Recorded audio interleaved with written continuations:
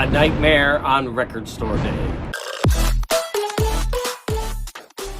Hi, welcome to Garage Geek. Today was a record store day like no other for me. This is going to be a haul video, but I'd also like to share some pictures and talk about my experience. This year for record store day, I didn't have very many expectations because I just didn't really want anything too much. I wanted 2 vinyl replica CDs, and I had contacted my local record store day, and he told me that he didn't order those. And it wasn't a big deal because, you know, it's a local record store and I didn't really expect him to order some CDs. My husband really wanted 2.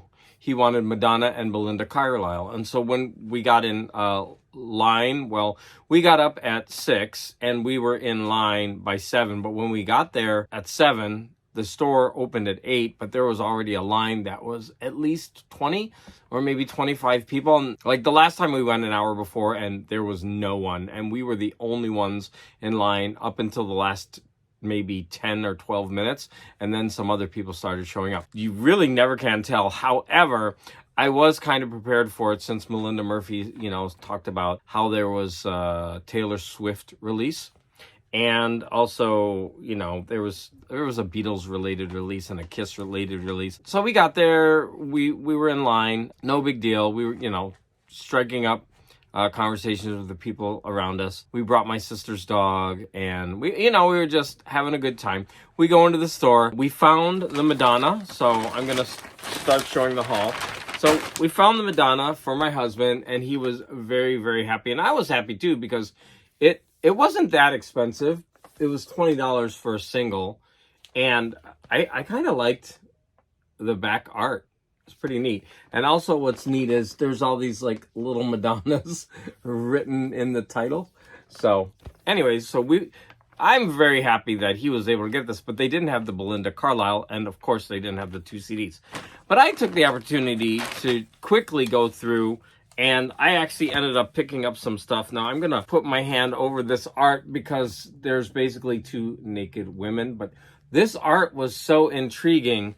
This was a $10 record. It's called Future Peers. I have no idea what this music is like. But I was so intrigued by the album art that I decided to go ahead and give it a try. So here's the back cover. Don't know anything about them. And then I found this gorgeous used copy of a Father John Misty album. I actually have another one of his albums, but the art, this one was 20. But the art is so neat, and it's a gatefold. And well, let me show you the art this way. I didn't want to pass that up. I thought the art was so intriguing. So the final thing that I picked up at the store was a copy of Blue Oyster Cult's Fire of Unknown Origin. And it was a little pricey for $10, but I was hesitant to buy this because originally I thought that this was a gatefold. If any of you know, please inform me. If this was originally a gatefold and I bought a single version, it's kind of like, that's no good. But also look at this inner sleeve artwork. So cool. And then they have some of their albums. So I'm looking forward to listening to this in depth. When we came back home, I was like, why don't I just go to Amoeba downtown? I've been wanting to go downtown. And Amoeba is this huge record store. And it was already like around 9:30. And I thought, well, Amoeba opens at 5, so the crowds must be gone. And again, there were a couple things that I wanted to get. I wanted to get the Belinda Carlisle for my husband. I wanted to see if I could get the 2 vinyl replica CDs. And a friend of mine wanted the Tori Amos B-sides, right? And they didn't have that one. And so I figured, well, let me just go. But I was happy that I actually looked Amoeba up because for some strange reason, they normally open at 5 or 6 in the morning just to accommodate all the crowds. But for some reason, they didn't open till 11. And so I would have gone into madness if I had driven down there at 10 o'clock because the lines would have been just crazy because it's a huge, huge store. So I am so glad I didn't do that. But what I did was I went to a store in Pasadena and I got there at 10. And when I got there, the line was in like a U shape. So let's say the store is here. It went all the way down around the block, around another block. Like, I mean, around the, kind of all the way around the parking lot, like that. And the store entrance is here, so it was kind of like I was in a U. And I was like, well, it opened at 8, and there was still a line. I'm like, it must go fast. I didn't get in there for like an hour and a half. And it was shocking because like the lines should have gone much faster. Like most people just go in, grab a Taylor Swift and leave. Like I think they were having trouble checking people out. And even the person at the door, he was like, yeah, at the beginning there was a line in the store around, snaking through the whole store for people to check out. And so that must have just slowed everything. They're a really nice store, and they also got copies of everything, they said. And so of course a lot of people would gravitate toward that store. Anyways, after over an hour and a half standing in line, I finally got in, and I was able to get almost everything that I wanted. I was able to get one of the vinyl replicas, and that is the one of Eric Carr, the drummer of Kiss. And I haven't opened it yet. It was a little pricey, $15.99 for a CD album replica. The other one was Ringo Starr. I think it was Stop and Smell the Roses. So they said that they probably didn't even order that one. So I'm going to try to get that one online tomorrow if I can find it, you know, at a decent price. So I was able to get one of the two. I was also able to get the Belinda Carlisle, but I'm very, very disappointed because it's a double album, but it's not a gatefold. It's 2 albums put into one sleeve. I absolutely hate when they do that. I hate it. I'm glad that this was for my husband. Now, if this was for me, just when a company does that, I wouldn't even buy it. And then they had the audacity to charge $50 for this. I was shocked. Like, this is a $4 CD, like, you know, used. Like, after 2 months. I mean, but I'm not putting Belinda Carlisle down at all. But not a gatefold. A double album costing $50?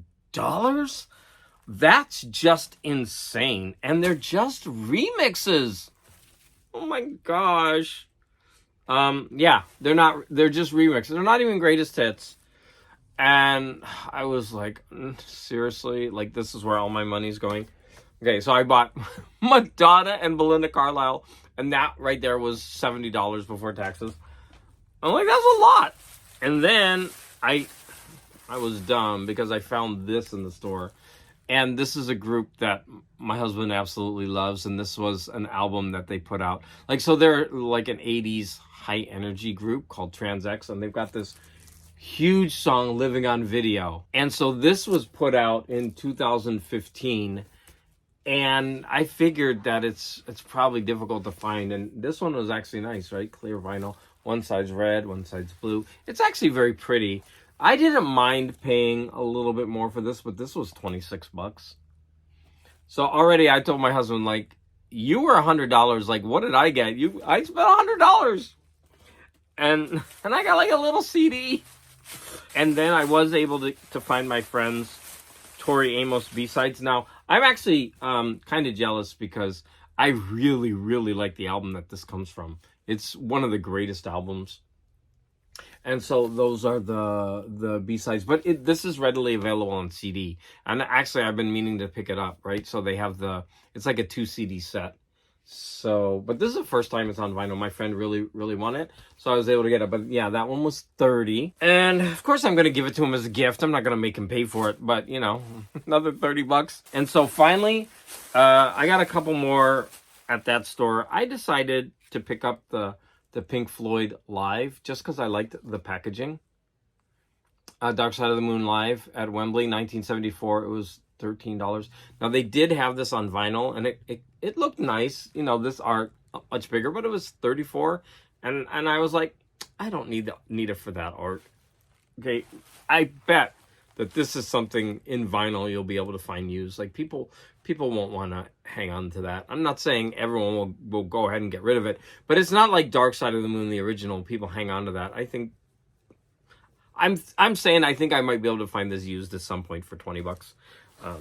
more so than, you know, Dark Side of the Moon. And then I went ahead and just picked up a couple. I was able to find another one of the Andre Kostelanetz opera for orchestra series. If you follow my channel, then you know that I made a video all about some of the recordings, and I have 2 of them, and so I was very happy to pick up this. And that one, unfortunately, is $6, but since I'm collecting them, I didn't mind paying a little more for it. So there we have that. And this really looks like Gene Simmons, if you ask me, the actress. I picked up 2 more.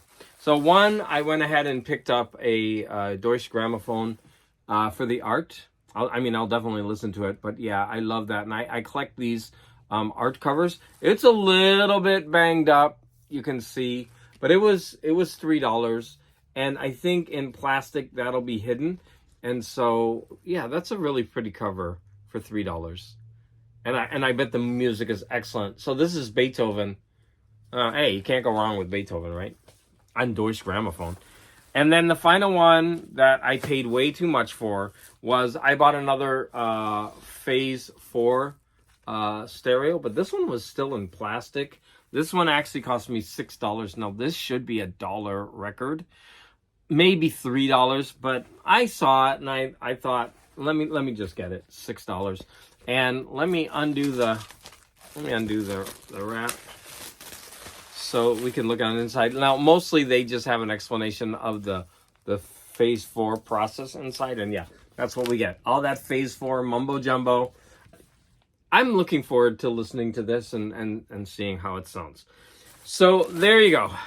By the time I left that second record store, after being in line for an hour and a half and then going through the store, and because then I started looking at stuff, I was so hungry and so tired. And I told my husband I was going to get him Zanku. But when I pulled out of the parking lot, it forced me to go the opposite way and I needed to go this way to go get the Zanku, and I was going to go to a bookstore and a comic book store, and I was going to show that in addition to what I got on record store day. But at that point I was just so tired, so instead of going to Zanku, I just went home and stopped and got Burger King. And my friend was like, "You went to Burger King, but you're a vegan." Yeah, they have an Impossible Whopper that is so good, right? So yeah, I'm finally done with record store day. I might go online tomorrow to see if I can get the Ringo Starr of this that looks like this. But yeah, this was not the greatest record store day for me. I spent so much money, stood in long lines. Oh, and I forgot to say, like in LA yesterday and today, like the sun came out. And so I was wearing my jacket and the sun was beating down. I was all sweaty. I was getting a headache because my husband and I stayed up really late. We have to finish 3 seasons of The Amazing Race because they're going off of streaming. So we were trying to get as many done as possible.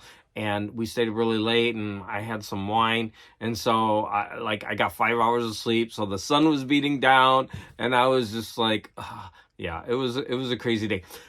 But it's over, and I did get some stuff. I got some great stuff for my husband. I got something for a friend of mine.